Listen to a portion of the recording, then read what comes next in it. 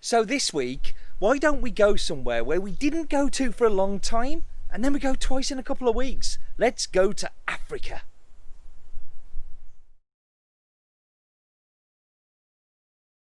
So hello everybody and welcome to this week's In My Mug. As I said in my opening, we are going to be going to Africa this week, but somewhere we haven't been for quite a while, to Tanzania. Tanzania is a bit of a blind spot for me. It's somewhere I've visited, but I've never visited coffee producers there. Just never really has worked out that I've been able to go. There were some plans for this year to do, but obviously all travel has been stopped this year. A little side note, I know last week I said I was going to be back in the UK. I actually have been back to the UK for 48 hours and had to come back to Sweden for a family emergency. Everything's okay now, everything's calm, but it wasn't calm for a little while.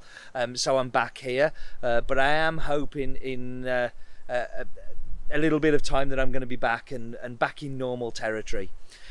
Anyway, as I said, I don't know an awful lot about Tanzania. Luckily for me, Virtual Steve, he's so knowledgeable about it all. Let's hand over to him.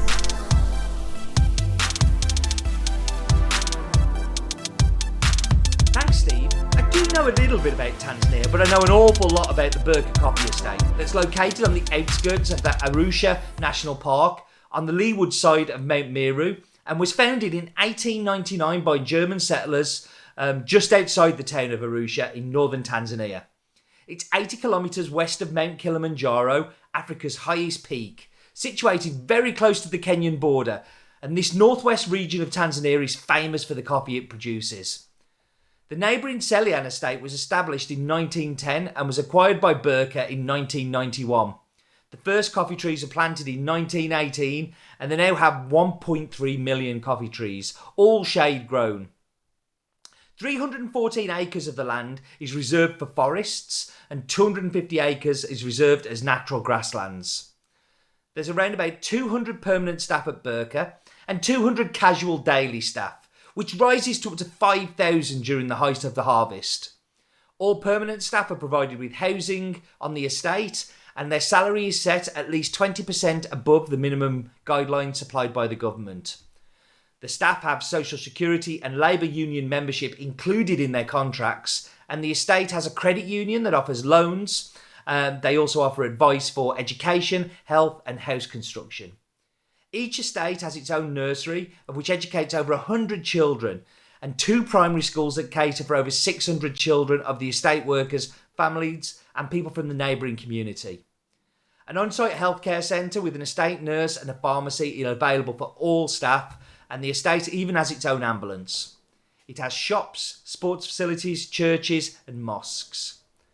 Regularly they have inter-estate and inter-camp football and netball matches that normally occur with staff barbecues around holiday celebrations.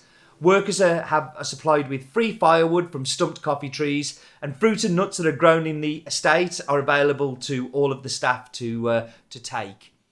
The staff at Burka have a combined wealth of agronomic experience. Over the course of many decades, the estates have built a reputation for constant production.